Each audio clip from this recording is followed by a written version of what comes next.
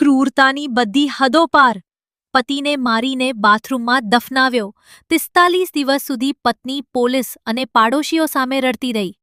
આખરે પર્દાફાશ ઉત્તર પ્રદેશના આગ્રામાં દિલ્હીના કુખ્યાત મર્ડર કેસો જેવી જ એક અત્યંત સનસનાટીપૂર્ણ અને ખોફનાક ઘટના સામે આવી છે, જેણે પોલીસ તંત્રને પણ સ્તબ્ધ કરી દીધું છે. આગ્રામાં રહેતી રૂબી નામની મહિલાએ કથિત રીતે તેના પતિ સુરેન્દ્ર શર્માની હત્યા કરી નાખી હતી.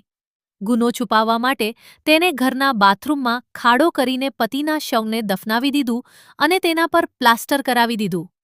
આ ભયાનક કૃત્ય બાદ તે પોલીસ મથકે પહોંચી અને પતિ ગુમ થયો હોવાની ખોટી ફરિયાદ નોંધાવી. છેલ્લા 45 દિવસથી મહિલા પોલીસને પણ ગેરમાર્ગે દોરી રહી હતી અને પાડોશીઓ સામે રડીને દુઃખી હોવાનો ઢોંગ કરતી હતી. જો કે સુરેન્દ્રના પરિવારજનો અને ખાસ કરીને તેના ભાઈને રૂબીની વાતોમાં વિસંગતતાઓ જણાતા પોલીસને જાણ કરી હતી. જૂના કેસના વેરિફિકેશન માટે જ્યારે પોલીસ પહોંચી ત્યારે મહિલા ગભરાઈ ગઈ હતી, જેનાથી પોલીસની શંકા દ્રઢ બની. પોલીસે મજૂરોની મદદથી બાથરૂમના ફ્લોર પરનું પ્લાસ્ટર તોડીને સુરેન્દ્રની લાશ બહાર કાઢી અને પોસ્ટમોર્ટમ માટે મોકલી આપી છે. હાલ પોલીસ રૂબીને હિરાસતમાં લઈ પૂછપરછ કરી રહી છે. પોલીસને આશંકા છે કે આ જઘન્ય ગુનામાં રૂબી સાથે અન્ય કોઈ વ્યક્તિ પણ સામેલ હોઈ શકે છે.